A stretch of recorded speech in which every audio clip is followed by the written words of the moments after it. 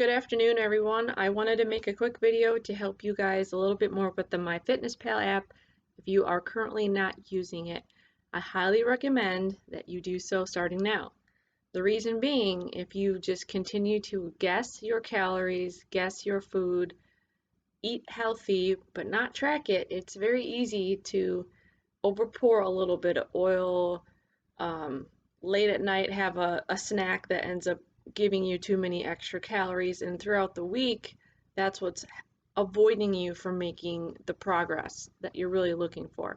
It may not specifically be just those things, but once you start to track and understand, it will give you more capability of pre-planning as well. So I'm gonna go over this with you. If you guys haven't really seen, I'm gonna tilt my camera here because I get a better view of how my phone can kind of see. So what you're going to do, if you already have this, you're going to go to where it says more down at the bottom. There's going to be a spot that says goals. You click your goals, and there it says my current weight, my weight goals, my weekly goal is to lose 0.5 pounds, and then you write in your activity level. If you're just literally brand new to the app, it's going to walk you through your age, your height, your activity, and all of that. So this is already in here because I've done this, but you can go back and change your settings by going to more, hit goals, and then adjust. I would highly recommend starting off with something smaller, either 0.5 pounds or 1 pound a week, because if your calories get too low, you may not be able to stick to the plan. Being active is definitely going to help you, because even someone who's smaller like me, who has less body fat, if I go walk for 30-40 minutes, that extra potential 200 calories that I'm burning makes a difference in my week if I do that 3, 4, 5 times a week and I'm still eating within my calories. So what I really want you guys to understand, so once you have all of your goals set, you may have to just hit the back button, but my home screen looks like this. So home is at the bottom left, and then at the very top is where I have my calories. So I've not entered anything in there yet, but once I tap this, as you can see, it'll say breakfast, lunch, snack, dinner, exercise, water. So you can go in there. For me personally, like for my exercise, I just go off of what my Fitbit says, and then I enter those calories in. I try to not eat those calories, but sometimes if I'm super hungry, I may tap into them a little bit. So, for example, say you've never used this before and you go add food. Now I have a history here, but let's say I didn't have a history and I go in here and I type in PDM, which is my protein that goes in my Herbalife shake. I already have it here, but it would potentially pop up, or you might have to say Herbalife. If you click what the option is, now it has everything broken down for you. So it's got the calories, the carbs, the fat, the protein. There's extra information like what the sugar, sodium, everything. So I would just click this top right button, which then adds it to my breakfast. So you would literally do that for everything. You would just add food, select it. If you, what else you can do is if you hit add food, there's this little bar. You can try to take a picture of, scan the barcode, and then sometimes it's not 100% accurate. I've taken a picture of yogurt and it'll be off, like it might say it's 10 calories more, it might be 2 grams of protein less. Sometimes it's not completely perfect, but even if I were to type in like a wheat bread, one might come up 130 calories, one might come up 110. That's why if you know the brand, it'll help keep that more specific. So anyhow, at the very top, it just calculates for you. It just keeps subtracting food, keeps subtracting food. Now, if I want to see the breakdown of what I had, I'll go back to yesterday. So I ate 11 extra calories, whatever. So if I go back, I can see what my total that I ate what they suggested as my goal, and then what either I had left or ate too much of.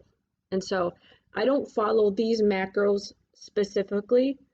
And what I mean by that, this tells me to eat 50% carbs. I try to eat 40% carbs, just a little bit less. We can always talk about that.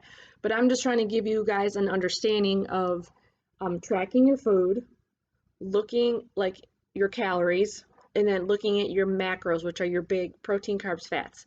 So if I look in here, because I lift weights and I'm always trying to either put on muscle or maintain it, plus protein is going to help me just stay full longer in between my meals. So it recommends I get 91 grams. Now, I don't want to make this complicated, but very simplistically, so if I eat 91 grams times 4, because 1 gram of protein equals 4 calories. I'm switching to calories. So now I have 364 calories in my day. Now I'm going to divide that by 1800 because that's my total. So I'm eating about 20% of my day. If that was like, what is she talking about? I'm just trying to explain. So now 20% of my day is supposed to be protein. And let me go back into MyFitnessPal. You can look at your chart. So all I did was where I was under nutrients at the top. Now I'm clicking macros. So it's showing my pie circle of my percentages. Like I said, my goal is set for me to eat 50% carb, but I'm trying to eat 40. Part of that is because that's how Herbalife is trained as 40, 30, 30.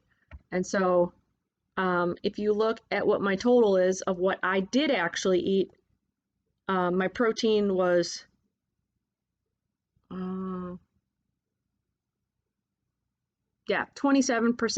33% was fat, and then 40% carb was what I actually ate. So I'm adjusting to mine more so based off of my body type. I've talked about body types before, and I can help you guys adjust your macros, but I just wanted to make a little video showing you how to enter your food, enter your goals, how to track and see. Now, if you like to plan ahead, it's going to be helpful for you to actually write on a piece of paper, shake for breakfast, yogurt for snack, lunch I'm having a chicken, or I'm having a salad with chicken on top.